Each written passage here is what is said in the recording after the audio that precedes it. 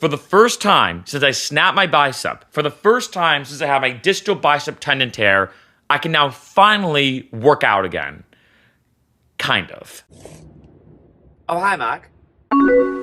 What's up, Freccero fam? Welcome back to my channel. We'd like to experience everything that life has to offer. Just did PT, and as you can see on this video, started doing for the first time ever workouts and exercises when it comes to my arm. At the time of this video, it has been officially 8 weeks or 2 months since my surgery on my distal bicep tendon. Feeling pretty good, I'm not gonna lie. And I technically got the green light when it comes to working out again. Kind of. We're starting small. And when I mean small, I literally mean small. These are 1 pound weights. Now, when it comes to this video, and in the description below, I have a playlist of all these videos. I've been documenting my journey and recovery and experience with a distal bicep tendon tear, which has been pretty awesome. I gotta say, as a side note, I've gotten a lot of positive messages and comments just because this is a very, very, very, very rare injury. Bit weird when it comes to healing a tendon. I did not expect it to be this intensive, this long. I mean, I knew it was gonna be long, but like, it's one of those things that until you really experience the length of recovery with something like this, you don't really realize it, right? But anyway, again, 2 months from my actual surgery, now I just got the green light. So the way I'm working out now is, one, I have been doing a lot of walks. That's a big thing I've been doing. I mentioned this before in other videos. Then I got the green light to start doing bodyweight exercises, just lower body. So the main things I've been doing is like calf raises, bodyweight squats, etc. Because the issue is, one, I can't really hold weights with this arm. It's still very dangerous. And the way that my doctor worded it to me is the biggest thing I can pick up basically is a half gallon of milk. Nothing heavier than that. Half gallon of milk, you're looking at basically about 4 pounds. So anything under 4 pounds should be okay. Anything above that, absolutely not. And the issue with when it comes to working out, which is why in the beginning I couldn't do squats, is as you can imagine, if you're squatting, even without meaning to, you might contract. You might do this, or almost like an isometric kind of hold in a sense.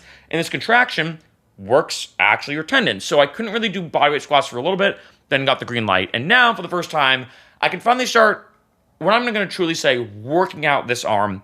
But I'm starting light. Like I said, these are 1 pound weights. So now, about 3 times a day, I do curls. Curls with these weights. So let me see if I can do it on this camera. Kind of tough with the sitting, but just look at this. Do about 10 to 12, as I'm doing now. Feels kind of weird because the handles of these are kind of small. And granted, I could have used a water bottle, but the plan right now for my recovery, I'll just kind of talk and curl on this video, is I'm going to be doing for the next week 1 pound curls 3 times a day, right? 1 pound curls 3 times a day. I'm not going to lie to you, it's kind of tricky with this left arm. It feels weird. So I will say that, even though it's just 1 pound, it's going to be a very, very slow and steady recovery, right? 1 pound curls. Then the next week, I'm going to buy a set of 2 pounds. Go up to 2, then 3, then 4. And then once I get the green light from my doctor, just to make sure everything's healing correctly, then I might start upping the weight. But for now, as you can imagine, I'm doing the definition of basic and the most minimal careful progressive overload. In case you don't know, progressive overload means each workout, make it harder than the last. So if, like, say you can only do 10 push-ups in one workout, you do 10. Then maybe the next time you do push-ups, you do 11. There's different ways to achieve progressive overload. You could do more reps, more sets, more weight, better form, timing, like you do it slower versus faster. There's a lot of different ways. Definitely a subject for a different video. And in this case, we're starting very, very slow progressive. Literally 1 pound. 1 pound each arm. Obviously, my right arm's fine, but might as well make it kind of even. Then go to 2 pounds, then 3 pounds, and more. So that's the first thing I'm doing now in terms of my in terms of my workouts, excuse me. And feels pretty good. I'm not gonna lie. Even though it's only 1 pound and it's just this, it feels nice to at least start doing something. Do you know what I mean? Like, at least not just going for a walk or not just doing some body weight. It's like, okay, now I'm actually kind of getting back into the swing of things. The next thing I got greenlit for, and this is a big one, and I will say I do have a link listed below in the description if you also happen to snap your bicep. In terms of these weights, it was $6 for these two. I also got, which I'm super pumped about because it was a flash deal on Amazon for $20, weighted vest. This is 10 pounds. I got the green light because in the beginning, I want to wear a weighted vest. I'm like, okay, how do I make my workouts harder workouts kind of harder because I'm just walking. I'm doing hill reps. I did a lot of hill stuff in the beginning of my recovery. And they didn't say a weighted vest. The reason why a weighted vest puts pressure on the shoulder, and that might trickle down. Now, 2 months out, 8 weeks since my actual surgery and everything, they said it's okay. The only issue is 10 pounds, I can't pick this up. Very, very dangerous right now because, again, I'm still healing. And my doctor did warn me once the hinged elbow brace came off that you're in the sweet spot because he did tell me, which is great to hear, that in the top 10% of recovery. Then he says, he's like, the way you're healing is like extremely rare in a good way. Like you're healing insanely fast. But he did warn me saying, look, you're healing almost so good, you don't want to jump the gun. You don't want to get too excited and then you start doing things and then you actually do something very, very dangerous or potentially hurt it or whatever. So still slow and steady wins the race. When I got the green light for the weighted vest, the biggest thing they said when it comes to this is I just have to be really careful, like I said, not lifting with my left arm. So what I do now is, actually this is my first time wearing it. I think so I go like this, right? This is a new weighted vest. And then when it comes to slinging around, I kind of just see if I can pull my arm through, like so, right? So I'm just doing this. And then I'm going to slow this lift up. That way it's not something that's like too constricting. And then boom, now I got this. I can lock it up. And that way, let's say now when I'm going for like a hill walk or even just doing reps, that's what I typically do is I walk a half mile. There's a hill near me.